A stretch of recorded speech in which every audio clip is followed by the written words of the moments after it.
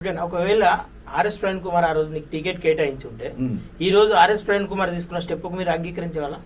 వాస్తవానికి ఆర్ఎస్ ప్రవీణ్ కుమార్ గారు నాకు కోర్ కమిటీలో ఒక మీటింగ్ జరిగింది. నాకు టికెట్ రాదని ఎప్పుడు కన్ఫర్మ్ అయిందంటే కోర్ కమిటీలో ఎలక్షన్కి ముందు ఒక 20-30 డేస్ బిఫోర్ ఎవరితో పొత్తు పెట్టుకుంటే మనం ఈ రాష్ట్రంలో ఎంతో కొంత ప్రత్యామ్నాయంగా మారగలుగుతాం, ఒక ప్రతిపక్ష హోదాలు ఉండగలుగుతాం అని చర్చ జరిగి కోర్ కమిటీలో జరిగింది.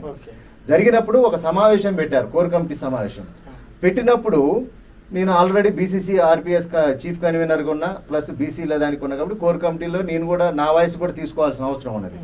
మా కోర్ కమిటీ అంతా మీటింగ్ జరుగుతున్నప్పుడు 1 గంట 2 గంటలు జరగాల్సిన సమావేశం, ఆ సమావేశంలో ఆర్ఎస్ ప్రవీణ్ కుమార్ గారు మొట్టమొదటిగా నన్నే అడగడం జరిగింది, మనం ఎవరితోటో పోతే బాగుంటుంది అనేది బీసీగా లార్జ్ కమ్యూనిటీ అని అంటే నన్ను అడిగితే నేను చెప్పిన, సార్ మనము ఒకవేళ ఒంటరిగా పోతే ఎవరం గెలిచే పరిస్థితి లేదు, ఇప్పుడున్న పరిస్థితుల్లో మీతో సహా మీరు కూడా గెలిచే పరిస్థితి లేదు. మీరు పోలీస్ డిపార్ట్మెంట్లో పనిచేసారు, మీకు ఎంతో కొంత ఇంటెలిజెన్స్ ఉంటుంది కాబట్టి మీరు కూడా రిపోర్ట్ తెచ్చుకోండి, మీరు కూడా ఒంటరికి పోతే గెలిచే పరిస్థితి లేదు. ఎవరో ఒకళ్ళము ఖచ్చితంగా అసెంబ్లీలో అడుగు పెట్టాలంటే ఆ రోజు కాంశీరామ్ గారు ఆ రోజు బీజేపీతోటే పొత్తు పెట్టుకొని అసెంబ్లీలో రంగప్రవేశం చేయడం జరిగింది. కనీసం మనం ఎవరితో ఒకరితో పొత్తు పెట్టుకొని పోతే బాగుంటుంది అని చెప్పి నేను ఒక సలహా ఇచ్చి కాంగ్రెస్తో పోతే బాగుంటుంది, ఎందుకంటే మనం బీఆర్ఎస్ తోడు పోలేము, ఎందుకంటే బీఆర్ఎస్ మీదనే కొట్లాడుతున్నావు, లేస్తే దొరల గడియలు బగల కొడదాం అంటున్నావు, దొరల గడియలను ప్రగతి భవన్ నుంచి ఎలా కొట్టుదాం, ప్రగతి భవన్ మీదకి జెండా ఎగరేద్దామని అంటున్నావు. బీజేపీ తోటి ఎటు పోలేము, ఎందుకంటే బీజేపీ తోటి యుద్ధమే మొదలు పెట్టారు మీరు మొదటి నుంచి, హిందుత్వ ఈ కొంత కోణంలో యుద్ధం మొదలు పెట్టారు. కాబట్టి మనకున్న ఆల్టర్నేటివ్ ఓన్లీ కాంగ్రెస్ తో పొత్తు పెట్టుకుంటే బాగుంటుంది అని చెప్పి నేను నా అభిప్రాయం నేను చెప్పిన తర్వాత నా తర్వాత ఇంకొక 4-5 అడిగిన తర్వాత అందరూ మెజార్టీ అభిప్రాయం కాంగ్రెస్కే పొత్తు పోతే బాగుంటుంది, కాంగ్రెస్ తోటి ఉంటేనే మనకు కొంత ఓటు బ్యాంక్ కూడా వస్తుంది అని చెప్పడం జరిగింది. ఆయన అప్పటికప్పుడు కొంత ఇబ్బందిగా ఫీల్ అయ్యి 2 గంటలు జరగాల్సిన సమావేశాన్ని 20 నిమిషాలను క్లోజ్ చేసి నాకు అర్జెంట్ పని ఉంది అది అని చెప్పి ఫోన్ మాట్లాడుకుంటూ వెళ్ళిపోయాడు. అంటే నాకు ఆ రోజు అర్థమైంది, సరే ఓకే ఇది కొంత తేడాగానే ఉంది, ఏదో కేసీఆర్ కానించి ఇండికేషన్ ఉంది అనేది అర్థమైపోయింది నాకు. అంటే ఆ రోజే నేను ఫిక్స్ అయినా, అంటే మనం చెప్పే దాంట్లోనే మనకు అర్థమైపోతుంది కదా వాట్ ఈస్ గోయింగ్ ఆన్ అనేది.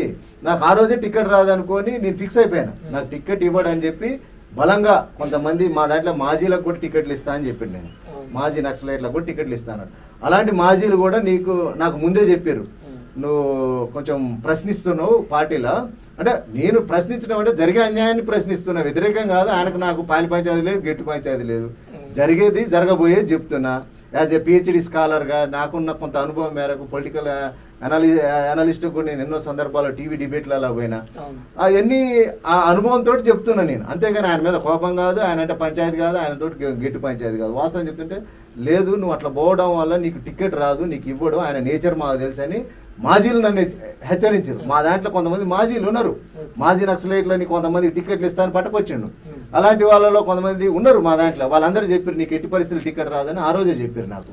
సరే ఎందుకు రాదో చూద్దాం అనేది నేను ఒక సీరియస్గా తీసుకుని నేను ఫిక్స్ అయిపోయాను, నాకు టికెట్ రాదనే సంగతి నాకు ముందే తెలుసు, నేను ఫిక్స్ అయ్యాను. కానీ పోరాటం చేయాలి, దీని చివరి వరకు మనం పోరాటం చేయాలి. ఎందుకు రాదు చాలా చూసుకుందాం, టికెట్ ఎందుకు రాదని చూసుకుందాం అనేది ఉండే నాకు మొదటి నుంచి. అంటే ఎప్పుడన్నా అనిపించిందా మీకు నీకున్న మాట విధానాన్ని కావచ్చు, నీకున్న అంటే పాలిటిక్స్ మీద ఉన్న నీకున్న గ్రిప్పుతో కావచ్చు, ఏ పార్టీలకు పోయినా నీకు మంచి అవకాశం ఉంటుండే, అవన్నీ కాదని బహుజన రాజకీయం అని చెప్పేసి బీఎస్పీలకు పోయినా తప్పు చేసినా అని ఎప్పుడన్నా అనిపించిందా? తప్పు చేసిన అనేది ఈ కోర్ కమిటీ సమావేశాల టైంలోనే నాకు అంటే కొంత ఇబ్బంది అనిపించింది. నేను జాయిన్ అయిన తర్వాత కూడా చాలా మంది పెద్దలు హెచ్చరించారు, నీకు పూర్తిగా ఆర్ఎస్ ప్రవీణ్ కుమార్ గారి గురించి తెలియదు, ఆయన బయటకు కనపడేంత కాదని. అంటే సరే ఆయన వ్యక్తిగతం నాకు అనవసరం, నేను బహుజన ఐడియాలజీలో ఉన్నా, ఆయన బహుజన ఐడియాలజీ కోసం వచ్చిండు. అలాంటప్పుడు ఇప్పుడు వ్యక్తిగత విషయాలు మనకెందుకు, ఆయన బ్యాక్గ్రౌండ్ కొంత నాకు చాలా మంది పెద్దలు ఫోన్ చేశారు నేను ఈ పార్టీలకు వచ్చినప్పుడు, నువ్వు అనవసరంగా రాంగ్ స్టెప్ వేసినావని కూడా చాలా మంది పెద్ద ప్రొఫెసర్లు ఫోన్ చేశారు నాకు, రాజకీయ నాయకులు కూడా ఫోన్ చేశారు, పెద్ద పార్టీలో ఉన్న వాళ్ళు కూడా నన్ను ఇంటికి పిలిపించుకొని, మరి పేర్లు చెప్పకూడదు, కాంగ్రెస్లో నాకు చాలా పెద్ద లీడర్లు ఉన్నారు, పిలిపించుకొని మరి నన్ను కొంచెం అంటే వాళ్ళకున్న సన్నిహితంతో నన్ను హెచ్చరిక జారీ చేశారు, నువ్వు పోయి అందులోకి ఎందుకు పోయినావు, కామ్గుండా పోయినావు, నీకు ఇష్టం లేకపోతే కాంగ్రెస్ పార్టీ ఇష్టం లేకపోతే కామ్గుండా పోయినావు, కానీ నువ్వు అలాగ పోయి పెద్ద తప్పు చేసినావంటే. సరే నాకు ఒక విజన్ ఉన్నది, ఆ విజన్ కోసం నేను వెళ్ళిన, అది నా కళ నెరవేరాలనే దానికి ఇది ఒక మార్గంగా అలా కనపడ్డది. సార్ చూద్దాం ఏం జరుగుద్ది అనేది ఒక ఒక ఆశ ఒక ఆశ అనేది దాని ఉంటది కదా మనిషికి. ఇప్పుడు ఎన్నో పార్టీలను చూసినాం, ఎంతో మంది నాయకులను చూసినాం. దానిలో మనం కేసీఆర్ గారిని ఉద్యమంలో చూసినాం. ఇప్పుడు తెలంగాణ వచ్చిన తర్వాత రేవంత్ రెడ్డి గారితో జర్నీ చేసిన నేను అందరినీ చూసిన దగ్గర నుంచి. కాబట్టి ఒక ఎక్స్పీరియన్స్ ఉంటుంది, మనకు కూడా తెలుస్తుంది వాడు ఏం జరగబోతుంది పాలిటిక్స్లో అనేది. ఇప్పుడు ఆ మనిషి ఒక మనిషిని గుణం తెలవాలని అంటే ఒక మనిషి గుణం తెలవాలన్నా ఒక మనిషికి అధికారం అని ఇచ్చి చూడాలట, డబ్బని ఇచ్చి చూడాలట, ఒక కుర్చీ అంటే ఒక పవర్ అధికారం ఇచ్చి కుర్చీలో కూర్చోబెడితే ఆయన బుద్ధి బయటపడుతుంది అట. అంటే ఒక వెనకటికి ఒక 3 సామెత ఉంటుంది, మంచివాని బుద్ధి అట మాంసం కాడ తెలుస్తుంది అట.